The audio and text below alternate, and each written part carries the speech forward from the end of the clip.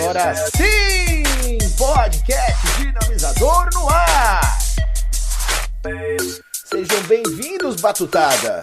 É muito bom tê-los aqui conosco.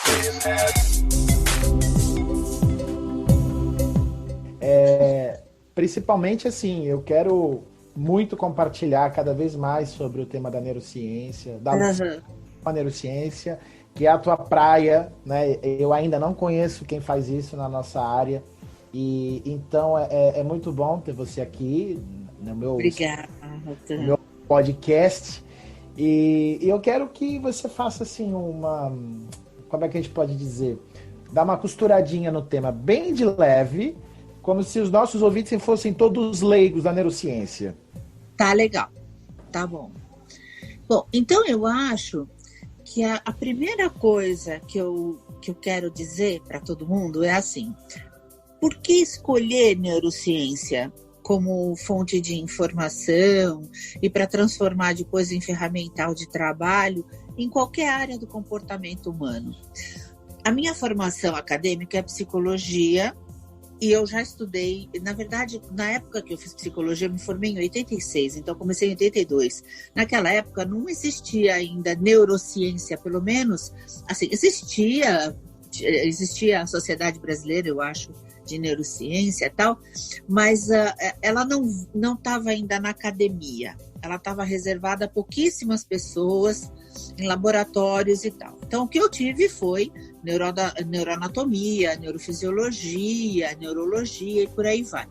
Então, eu me formei em psicologia com neurociências embutida no curso, tá certo? A psicologia, o material de estudo da psicologia é o indivíduo, aquele que não se divide, indivisível, vem do latim indivisível. Portanto, o que nos torna absolutamente diferentes uns dos outros. Não tem dois iguais nem gêmeos idênticos. Já a neurociência, ela estuda o que nos torna iguais enquanto espécie, que é a nossa neurologia, tá certo? Então, ela é um atalho.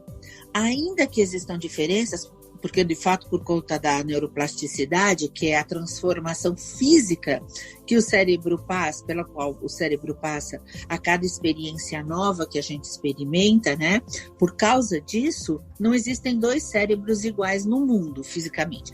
Mas a circuitaria, os sistemas e a forma deles funcionarem é a mesma para todo mundo, desde que seja neurotípico, né? Existem os neurotípicos e os neurodiversos. Então, quem tem autismo, TDAH, dislexia, uma série de síndromes, vai se enquadrar em neurodiverso, tá certo? A maioria é neurotípico, então quando você usa a neurociência como base, você consegue atingir os seus propósitos e os seus objetivos. A ideia, então, de escolher a neurociência é exatamente essa. Ela é um atalho para que a gente atinja com a nossa ação um maior número possível de pessoas. A segunda coisa muito importante que eu acho que é legal todo mundo saber é assim: neurociência é teoria. Não existem técnicas de neurociência. Existem técnicas baseadas em descobertas de neurociências. Então, tudo que eu vou comentar com você aqui agora é pura teoria.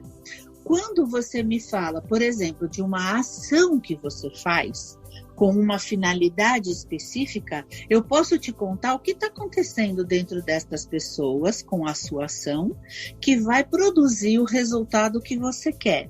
Nesse caso, por exemplo, expansão de consciência, bem-estar, alegria, felicidade, integração.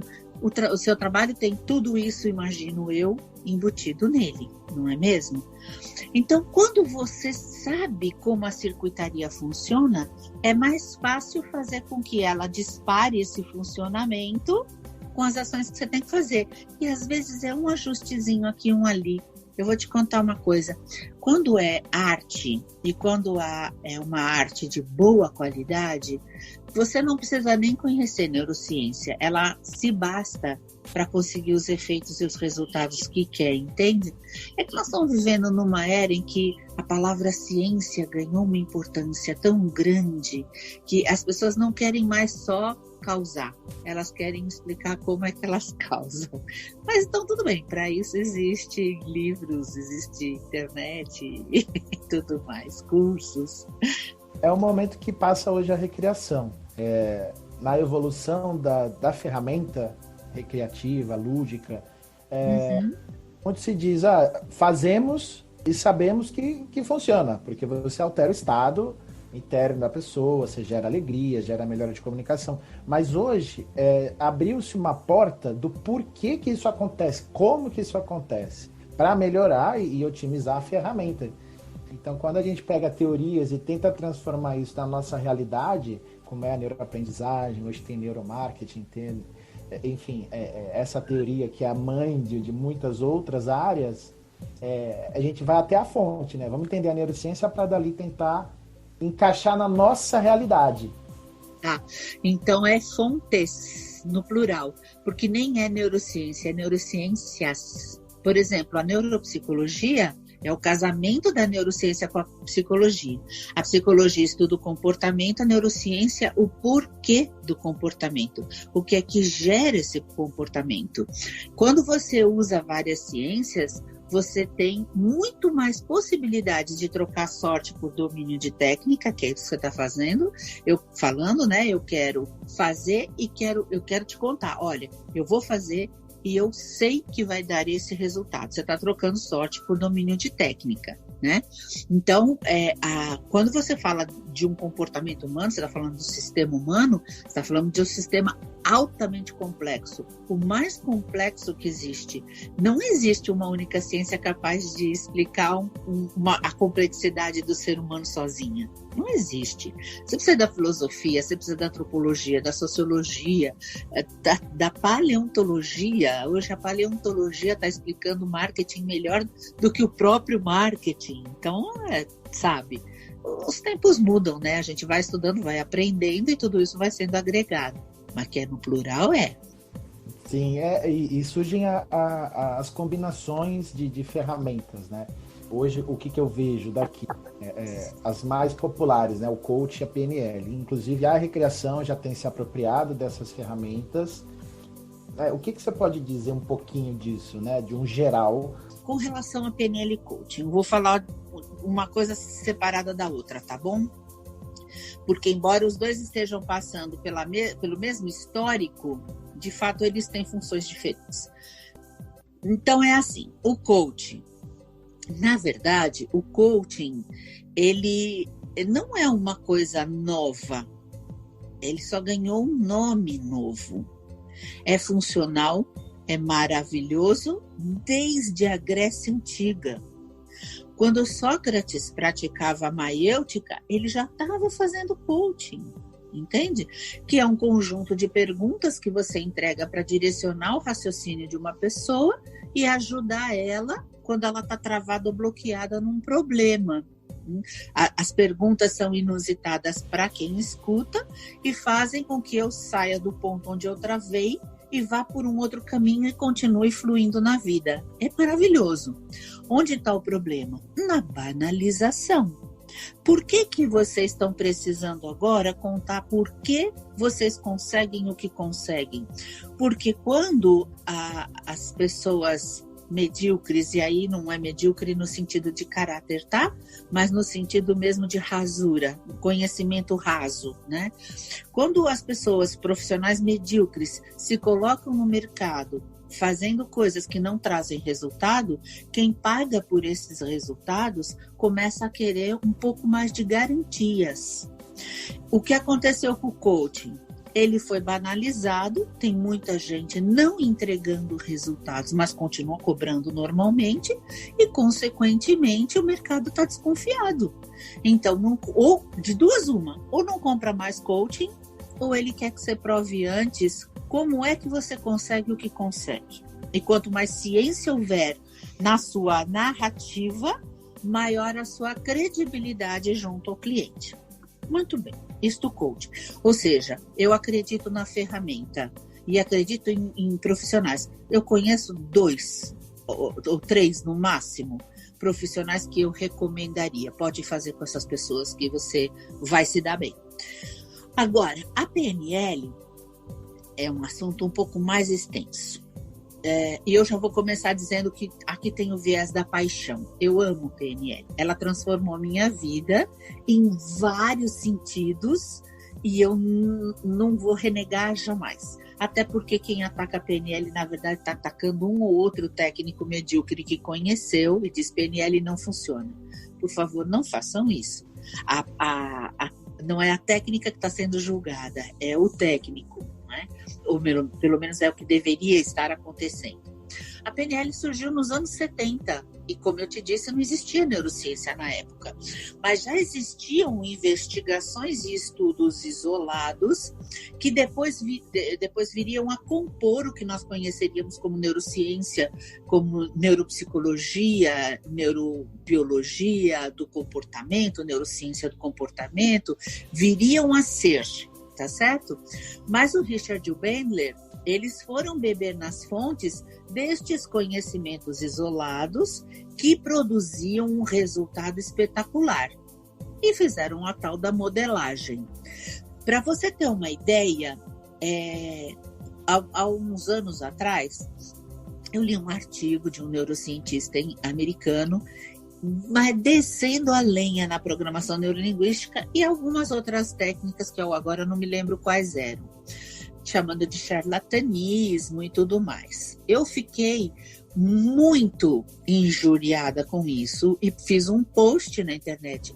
Eu desafio, isso naquela época, isso ainda hoje, qualquer neurocientista a me provar que os pressupostos da PNL estão errados ou não foram confirmados pelas descobertas da neurociência, muito antes da neurociência os descobrir.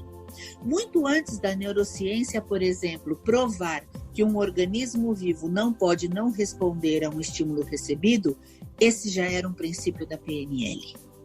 Hoje a gente prova, entende? Então, o que aconteceu é que, do mesmo jeito que o coaching, ela foi banalizada.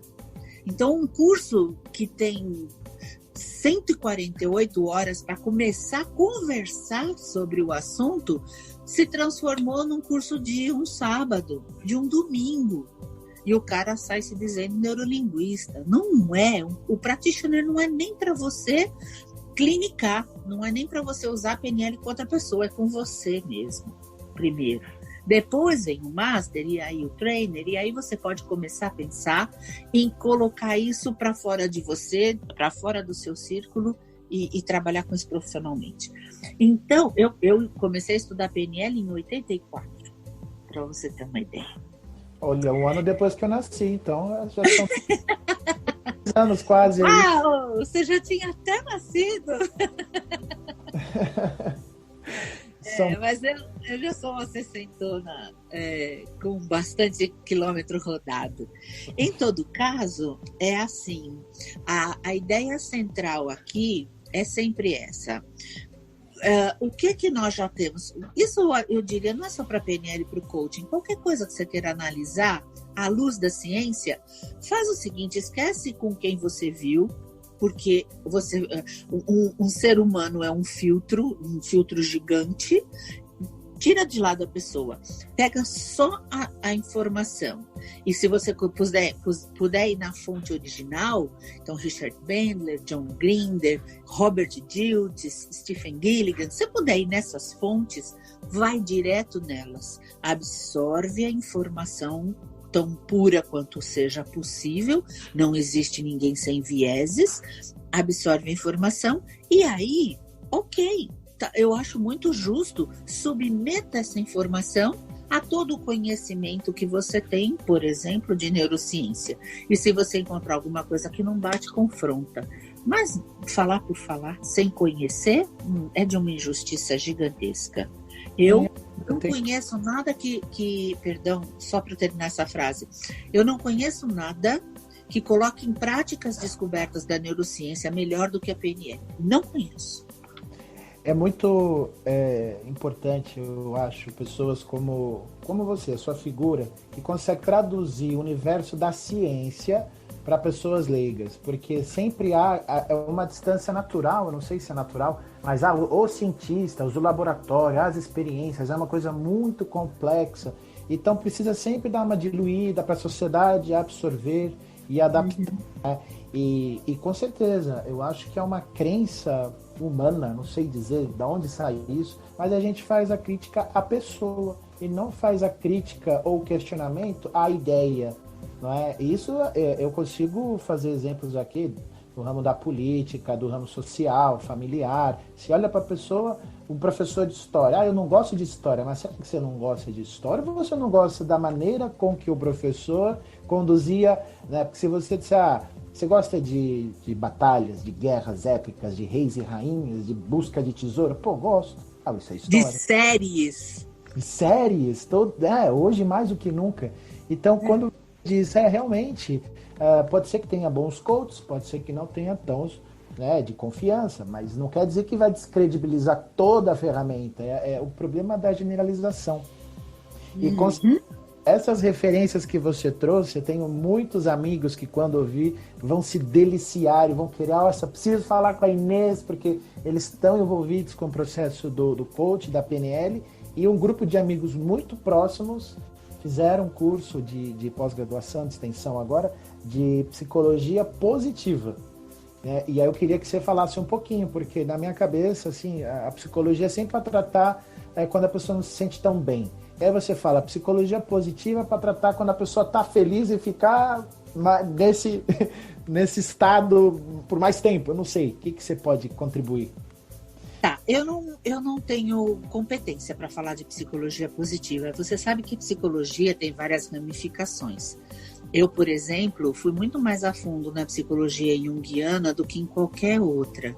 Então, eu não tenho condições. Mas eu sei que ela se pauta em uma série de descobertas da neurociência, como, por exemplo, a questão do circuito dopaminérgico, circuito de recompensa e tal. Então, deste ponto de vista, ou deste lugar, eu consigo contribuir melhor. Em todo caso, é assim, não existe nada que faça uma produção maior de serotonina, dopamina, endorfina, esses neurotransmissores chamados do bem, que é do bem-estar, né? Do que uma coisa prazerosa que você faz que te dá muito prazer. Então, por exemplo, vamos falar de jogos. Quaisquer tipos de jogos, tá? Eu não tô aqui falando só de games agora. Jogos, brincadeiras, desafios, onde você tem que vencer alguma coisa, alguém ou até a si mesmo, né? A superar alguma dificuldade sua e ir adiante e tal.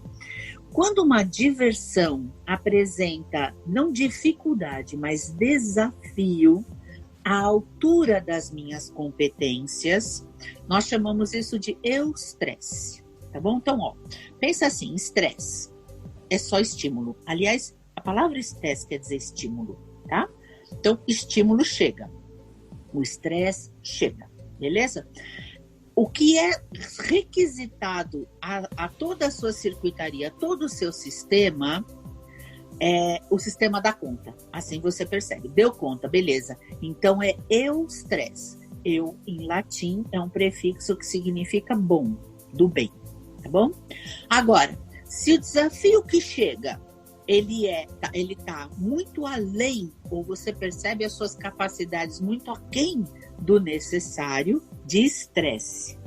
Ou se você percebe que as suas capacidades estão muito além e isso está muito aquém, tédio, de estresse.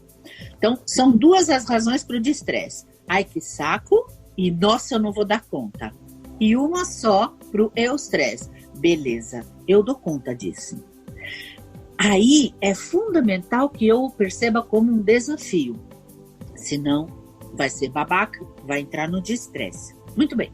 Então, é isso. Quando eu consigo oferecer um desafio interessante, eu tenho estresse. E aí eu tenho recompensa no final da resolução, quando eu atinjo o objetivo. A dopamina é um neurotransmissor que é produzido em 2 momentos, por isso ele é considerado também o da motivação, tá certo? Então, quando eu dou o primeiro passo na realização de um objetivo, ou para decifrar um desafio, ou para realizar um jogo, alguma coisa que você me coloque como desafiadora, eu já começo uma produção de dopamina. Quando eu realizo, mesmo que seja uma etapa que me faça perceber que eu estou um passo mais próxima do grande objetivo lá no fim, da grande meta, eu já produzo dopamina. O que é fundamental aqui? Celebrar. A celebração solidifica a minha percepção de que eu conquistei, eu consegui, eu sou forte o bastante, eu sou competente o bastante, aí vai depender do que está sendo proposto, e isso me dá força e coragem para ir para a próxima fase, para a próxima etapa. Mais uma etapa cumprida, dopamina, celebração, eu vou para outra. E vida que segue. Então... É a neuroquímica da ludicidade, né? Tu tá explicando o que acontece. Isso é impressionante. Para mim, isso é apaixonante, né? Porque, como a gente sempre diz, eu faço, mas não sei porquê. Agora você está explicando que o prazer de conquistar, a superação de um desafio que você se sente capaz e a sensação gera uma bomba de químicas no cérebro e que te dá a sensação de prazer. Caramba! Em Homo Ludens, Huizinga discute que o jogar é um elemento nuclear de formação da cultura humana e observa como os elementos lúdicos estão presentes na política, na guerra, no amor, na poesia e em tantas outras facetas do humano. Esse livro, inclusive, tornou-se bibliografia obrigatória no campo de estudos sobre games da atualidade. Gente, o Huizinga é o quê? Anos 60, 70? É muito antigo. Ele é atemporal. Então, ele propõe, logo nas páginas iniciais do livro, que a ideia de jogo pressupõe algumas características essenciais para a vida humana. Características como artes plásticas, artes cênicas, jogo, música, sabe? Isso está contido em um monte de coisas. O Platão já dizia que a gente pode descobrir mais a respeito de uma pessoa em 1 hora de jogo do que em 1 ano de conversação. E é verdade, porque quando a gente está no jogo, bom, primeiro que para o cérebro, não sei se você sabe, mas não existe brincar, existe treinar. Todo estímulo que chega para o cérebro é processado e toda a química necessária é produzida, toda a circuitaria necessária é ativada. Então, por exemplo, digamos que você me dê um jogo, uma brincadeira, que eu só consiga realizar se eu estabelecer antes um planejamento estratégico para isso. Não dá para sair fazendo, eu não chego no final, eu preciso sentar e planejar. O cérebro não está brincando de, por exemplo, realizar o castelo com pedregulho, sei lá que material, Lego, que você deu para ele, entendeu? Ele está usando as funções executivas necessárias para chegar a esse final, a esse fim. Quando ele encontrar as mesmas condições fora da brincadeira, fora do jogo, ele vai simplesmente reproduzir. Eu vou te falar uma coisa. Quando a gente é uma criança assim, tipo 1 ano, 1 ano e meio, a gente não sabe abrir porta. Mas a gente já sabe que porta é um negócio mágico que leva para um lugar maravilhoso chamado lá fora. Então, a gente quer porque quer saber porta. 1 ano e meio para você aprender a abrir uma porta. É isso que você levou. Eu levei e todo mundo levou. 1 ano é tempo pra caramba para você aprender a abrir uma porta. Qual que é a mágica do sistema nervoso? E deixa eu te falar uma coisa. Quando eu falo sistema nervoso, eu estou falando de cérebro também. O cérebro é só a parte do sistema nervoso que continuou evoluindo, crescendo, se desenvolvendo, só que enrolado dentro da caixa craniana. Mas é uma coisa só, a gente divide didaticamente para explicar. Mas no funcionamento é uma coisa íntegra, né? Mas tudo bem, então você levou 1 ano e meio para aprender a abrir uma porta. No momento em que você aprendeu a abrir esta única porta, você terá aprendido a abrir todas as portas da sua vida. E assim, Tem mais, andar, falar. Você aprendeu tudo isso sem sala de aula, sem professor, sem livro, sem apostila, sem quadro negro, sabe? Porque você fez isso brincando. São as aprendizagens que você leva para a vida inteira. Você aprende brincando e se divertindo. Como é que o cérebro faz isso? Por generalização, tá certo? Ele usa um viés chamado viés de saliência. O que é o viés de saliência? Ele escaneia a porta. E aí ele vai fazer, durante 1 ano e meio, ele fica vendo todos os componentes de porta e pensando, cor faz diferença para abrir? Não faz. Tamanho, altura, largura, material, modelo, estilo, não, ele vai descartando. O que faz diferença? Trinco. Trinco faz diferença. Então, essa é a saliência. O que ele vai fazer para o resto da sua vida? Ele vai sair escaneando o mundo. Quando ele vê trinco, ele vai lá e opera o que ele já sabe operar. Entendeu? Generalização. Ele transfere aprendizagens. Eu aprendi a dirigir um carro, eu aprendi a dirigir todos os carros. E isso eu estou falando das aprendizagens agora, nessa encadernação, tá certo? Mas tem as que a gente traz pré-programadas, que vem no DNA. Porque se você pensar bem, todos os homens das cavernas, todos eles viram cobras na antiguidade. Sobreviveram mais para contar histórias que vazaram dos que aqueles que foram checar, será que toda cobrinha é venenosa? Aqui essa então, não, essa morri. Essa não morde. Essa... Então, não, é tipo assim, será que essa morde? Já fui. Então, não é só a aprendizagem, a generalização. O cérebro não aprendeu só que generalizar é uma forma eficaz de aprender. Ele aprendeu também que generalizar é uma forma eficaz de sobreviver. Tem bugs aí, tá? O problema é que o cérebro faz essa generalização, né? Todas as portas são iguais, todos os carros são iguais, todas as cobras são iguais. Ele faz para a porta, para carro, para cobra e para gente. Sim. Entende? Então ele escaneia você, ele vai dar match, ele vai procurar com quem se parece. Parece com o meu primo. Você parece mesmo. Você é a cara do meu primo Távora. E aí eu penso, puta, o Távora é um cara legal pra caramba, inteligente, canta e toca de avô como ninguém nessa vida. Opa, o Guga é legal. Ele transfere. Essa é a famosa transferência do Freud. Muito legal. Eu assisti uma das suas tantas lives, você está muito presente nesse momento. Mesmo. Isso é muito bom para quem quer realmente aprender um conteúdo muito de evolução. Só que eu peguei uma partezinha que você falava que demorava tantos segundos para você tomar uma imagem e aí que vinha a questão do preconceito, né? E a gente não sabe por que isso acontece. Porque a gente pensa, fala, caramba, mas eu pensei isso, é errado, você já sai se culpando.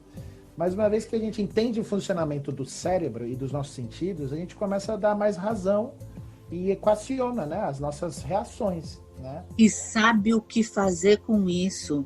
Então esse é um dos bugs. Em menos de 1/20 de segundo, eu bato o olho numa pessoa e faço um julgamento sobre ela. O nome disso é preconceito e é inevitável. O que é evitável? A manifestação do preconceito. Eu não mando no que eu sinto, mas eu mando no que eu falo e eu mando no que eu faço. Então, o problema não é como o sistema funciona. O problema é não conhecer esse sistema e não saber o que fazer com isso. Aí é que começam as nossas dificuldades, entende? Então, eu e Ney, sabendo que isso existe, que isso acontece assim, no caso do viés do estereótipo, o que eu vou fazer? No momento em que vier aquela sensação, entre aspas, o santo não bateu, eu paro e digo, parou? Como que não bateu, mulher? Você nem conhece a pessoa. Tá na cara que deu match com alguém que você não gosta, ou com alguém que já te prejudicou de alguma maneira, entendeu? Parou, vai lá, conversa, põe isso direitinho. É que, na verdade, as coisas, elas se somam, entende, Guga? Então, por exemplo, nesse caso, né, o santo não bateu. Eu posso bater o olho em você e julgar que você não é amigável ou confiável e tal, porque se parece com alguém que eu conheço, ou conheci, e é alguém que não foi confiável. Em algum momento traiu minha confiança e tal. Ok, esse é um aspecto, porque aí nesse caso eu posso de fato parar e dizer, parou, pô, esse é o Guga, você acabou de conhecer. Você não sabe com quem deu aí o match, com quem que bateu, mas não importa, porque não é a pessoa. O problema é quando isso pega mais fundo. Você já ouviu falar em dor social? Dor é uma parte do cérebro? Aqui do Não. Dorso, occipital? Não, misturei tudo. Quer dizer, perdão, é sim e não, lógico que há uma parte do cérebro que é acionada com ela. Só que é a mesma parte do cérebro que é acionada quando você fratura o joelho, por exemplo. Uma das descobertas mais recentes das neurociências foi que o cérebro ativa as mesmas áreas e com a mesma intensidade para uma dor física, por exemplo, de uma fratura exposta, como de um tapa na cara, como de dor social. A dor social é a dor da exclusão, é a dor da injustiça, da discriminação, da humilhação, da traição, entendeu? Então, o que acontece é que se eu olho para você e você me lembra alguém que já me provocou dor social, a dor volta. Esse que é o problema da diferença entre a dor física, porque tem uma música da Kel Smith que diz é que a gente quer crescer e quando cresce quer voltar do início, porque um joelho ralado dói bem menos que um coração partido. Neurologicamente não é verdade, a dor é a mesma, psicologicamente é verdade, porque como o cérebro é o órgão mais econômico do nosso corpo, ele não fica gastando energia para produzir nada desnecessário. Então, quando você cura a dor física, você não sente mais essa dor, nunca mais. Você lembra que fraturou o joelho, mas não consegue sentir a dor novamente. Acontece que a dor social, ela dura enquanto você não resolver a parada.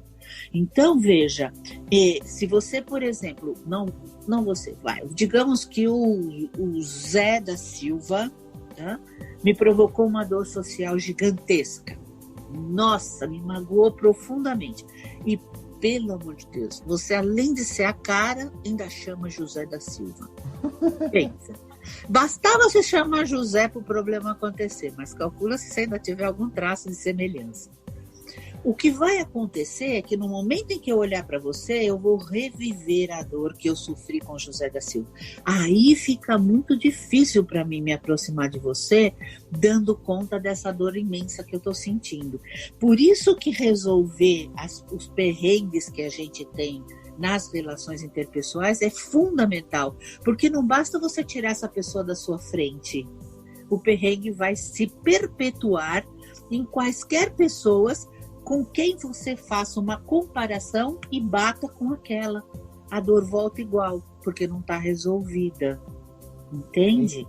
E que entra as ferramentas que a PNL utiliza e desenvolveu ao longo do tempo, né? Porque perfeito.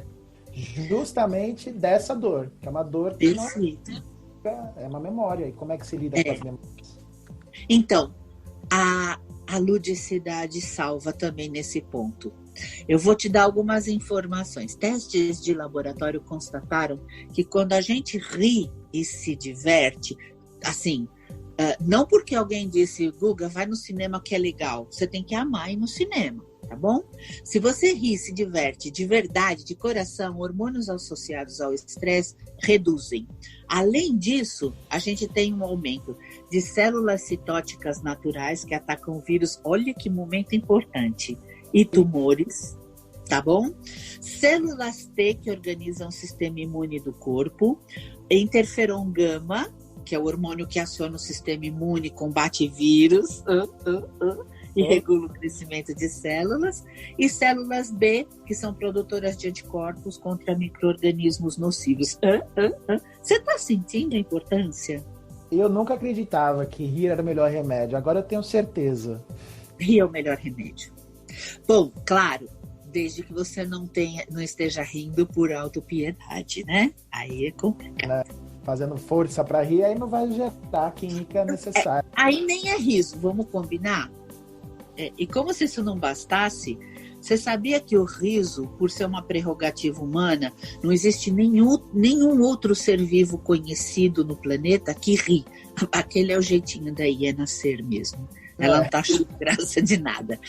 Então, é uma prerrogativa humana. Consequentemente, é considerado um fator de inteligência.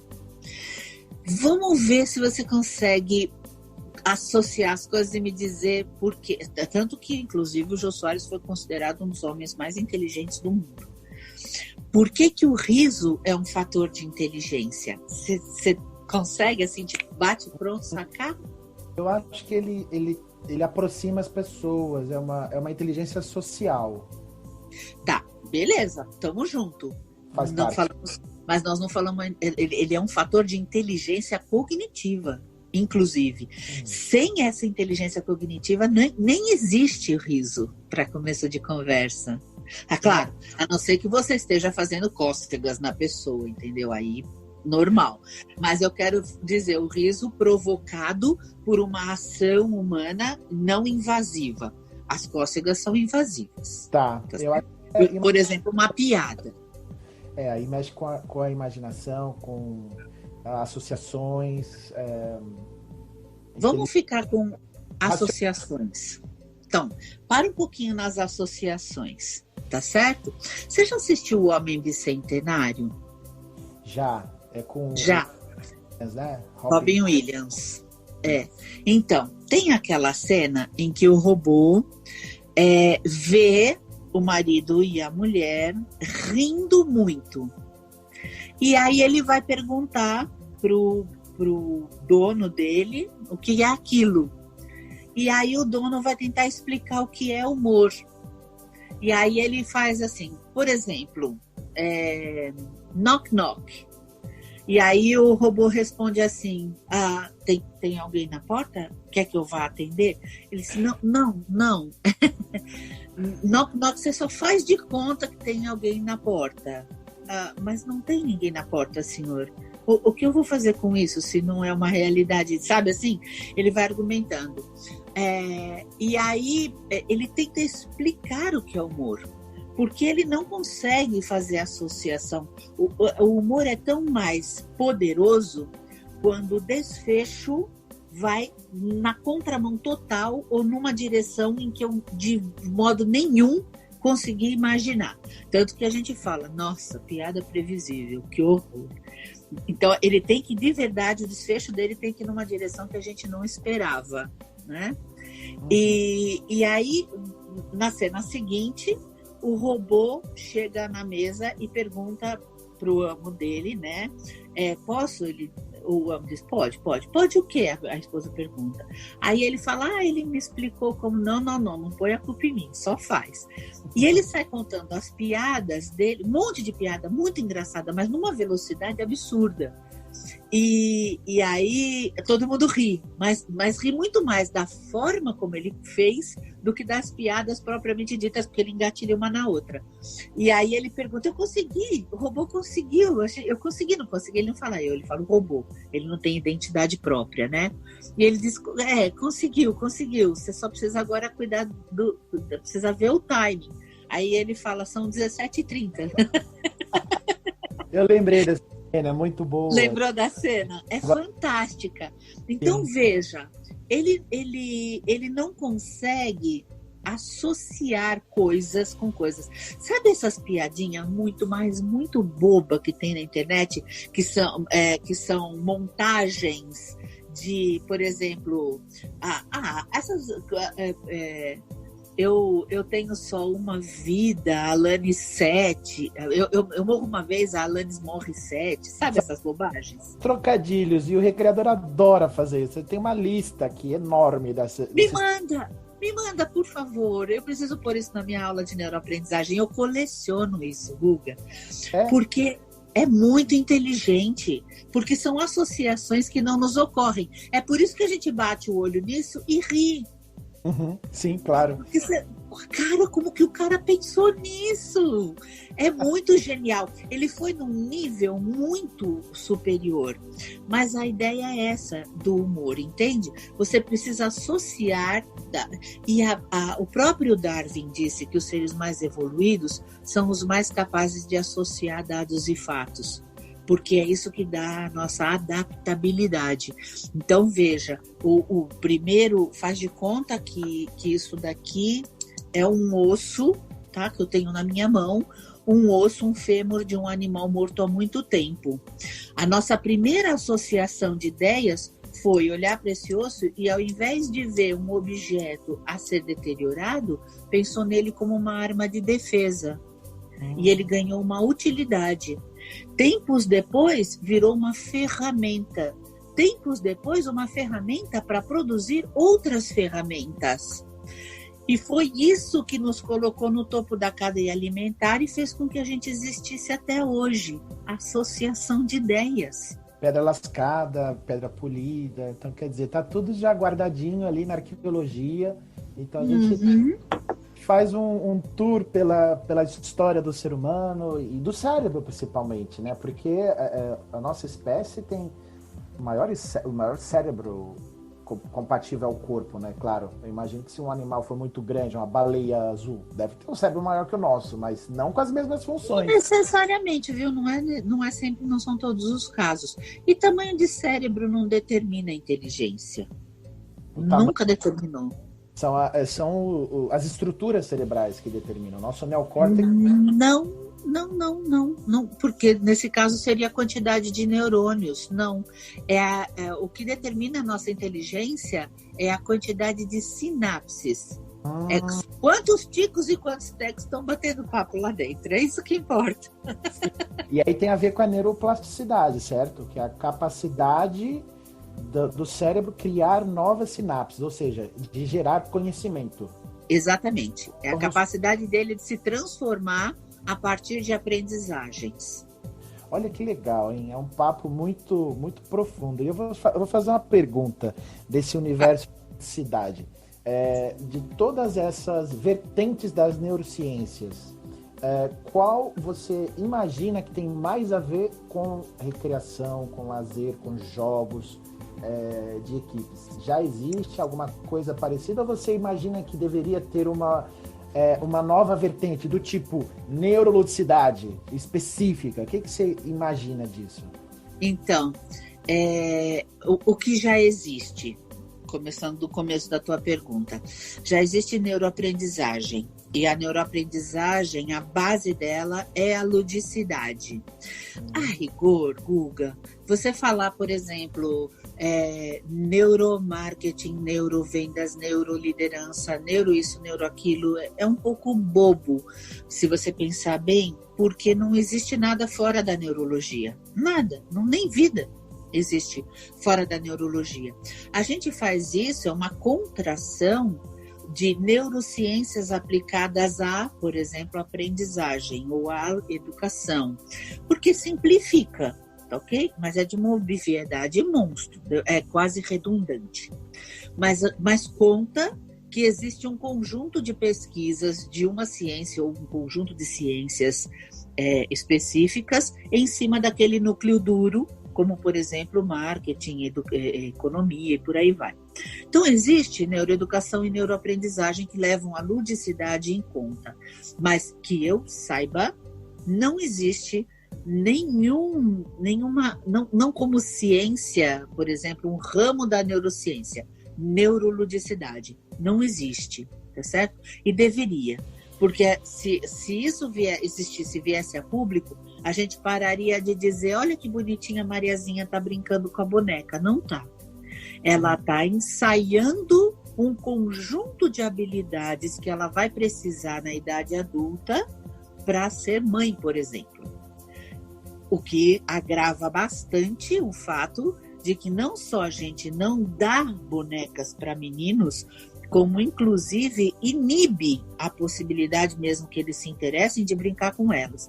Daí eles crescerão homens sem paciência com crianças, com mais dificuldade de demonstrar afeto e carinho, e vão ser cobrados por isso. Sem o zelo. É para lá de esquizofrênica a nossa cultura, sabia? Mas a verdade é que quem fala que a criança está brincando é o adulto. Ela não está. Ela está desenvolvendo habilidades para o futuro. O menino que brinca de carrinho está aprimorando os seus conhecimentos de inteligência, as suas habilidades de inteligência espacial. Não dá um carrinho para a menina e depois cobra a baliza boa. Não acho isso. Faz sentido. E eu vejo muito que a gente encontra a resposta observando a natureza. E quando você olha para os caninos, os felinos, que são os animais domésticos, eles estão brincando, entre aspas, mas na verdade eles estão treinando as habilidades de caça, de defesa, de luta, de fuga. Né? Quando os cachorrinhos, os filhotes, mordem o pescoço, ele já sabe que ali é uma área vital. Né? Futuramente, quando ele for caçar, é ali que ele vai ter que morder. Ao mesmo tempo, é ali que ele vai ter que proteger para não, né, sofrer alguma coisa. Então, vive mordendo, né? Os caninos mordem 2 anos seguidos mordendo. Fala, não tá brincando, ele tá treinando a arcada dentária dele. Fortalecendo. Então, a gente diz que é brincar, e é muito bacana o que você diz, pra gente realmente dar um valor muito maior para a função da brincadeira, que é o treinamento para ser humano, né? Perfeito. E aí, também, a gente passaria a olhar para as nossas brincadeiras com um olho mais crítico de, por exemplo, isso que eu estou vendo acontecer na brincadeira, eu gostaria que acontecesse na idade adulta, na sociedade em que eu vivo, e se não quero, é agora a hora de editar. Entendeu? De chamar as crianças e falar, por que vocês fizeram isso? Por isso. Então, deixa eu falar uma coisa, isso não é legal porque causa isso. Volta e acha outra solução mais legal. Olha, a gente vai chegando ao final já, Inês. É sempre muito bom. É uma aula. Eu sinto privilegiado de ter essa aula particular e vou compartilhar isso aí com centenas ou até milhares de pessoas. E eu vou deixar um desafio para quem está ouvindo aí, que gosta de estudar, que gosta de neurologia, neurociências. Vamos juntos descobrir a neuroludicidade. Vamos criar essa área. Vamos uma combinação de ferramentas que já existem, de estudos, e olha, vamos determinar a importância da ludicidade e explicar exatamente onde é que está ali no nosso cérebro. Então, para finalizar, eu gostaria de citar um texto do Eduardo Galeano, do livro dos abraços. Posso? Com certeza, adoro abraços. Ele diz assim, na parede de um botequim de Madrid, um cartaz avisa, proibido cantar. Na parede do aeroporto do Rio de Janeiro, um aviso informa, é proibido brincar com os carrinhos porta-bagagem. Ou seja, ainda existe gente que canta, ainda existe gente que brinca. Amém. Que lindo. Querida, olha, eu vou pedir para você deixar aqui seus contatos, onde é que o pessoal que está ouvindo pode te encontrar, seguir seu conteúdo. Eu te sigo no Instagram. Além do conteúdo denso, você é uma pessoa super divertida, adora memes, isso deixa tudo muito suave. Então, fique à vontade. Bom, meu WhatsApp é 11 999 42 4146, @Inescoso numa série de redes sociais, INESCOZZO. Você googou meu nome, você vai me achar em todo canto. Não tem onde eu não esteja. Pensa numa pessoa presente na internet. Sou eu. E fala do seu livro também. Eu comprei seu livro. Neuroaprendizagem e Inteligência Emocional, editora Macron Books. Mas já é um livro antiguinho, hein? De 2009. 2008 para 2009, eu acho que foi o lançamento. Logo você vai lançar uma nova masterização disso daí. Precisa mesmo, precisa. Tá bom, vou deixar um grande beijo aqui. Muito obrigado por ter dinamizado com a gente e até uma próxima oportunidade. Então, obrigada por esta oportunidade e eu torço pela próxima.